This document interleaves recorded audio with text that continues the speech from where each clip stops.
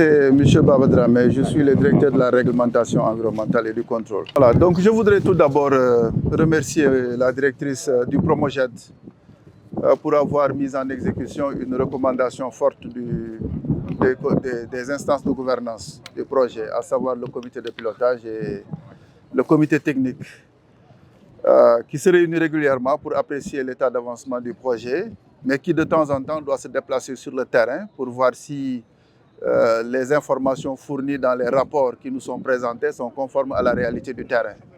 Donc je crois que c'est une approche qu'il faut saluer parce que ça permet justement de constater de visu la situation et de pouvoir accompagner le projet dans sa mise en œuvre. Alors ce que nous voyons aujourd'hui ou ce que nous avons vu à l'occasion de cette visite mérite quand même qu'on adresse des félicitations à Madame la directrice mais également à l'ensemble de ses collaborateurs.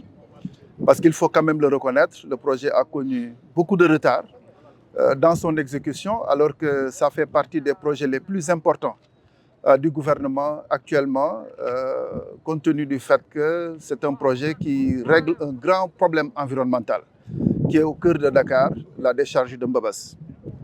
Vous savez, aujourd'hui, l'étalement urbain à Dakar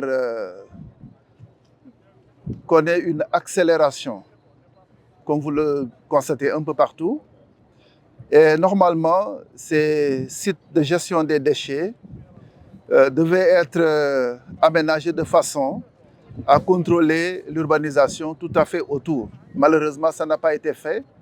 Et aujourd'hui, avec le travail de résorption de la décharge qui est en train d'être fait, je crois que les populations tout à fait autour de Mbabas vont connaître une amélioration de leur environnement.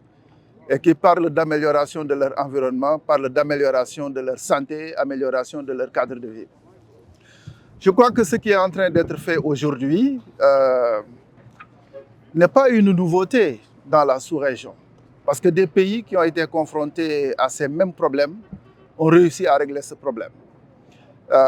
Je pense à la Côte d'Ivoire avec la décharge d'Okuedo qui a été complètement résorbée et qui aujourd'hui contribue justement à l'amélioration des paysages au niveau d'Abidjan.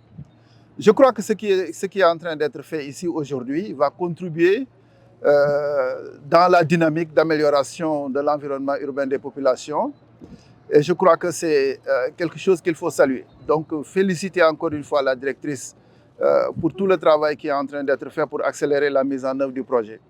Je dois avouer très rapidement que ce projet respecte les standards sur le plan environnemental parce qu'une évaluation environnementale a été réalisée, validée dans les règles de l'art et suivie par les administrations compétentes.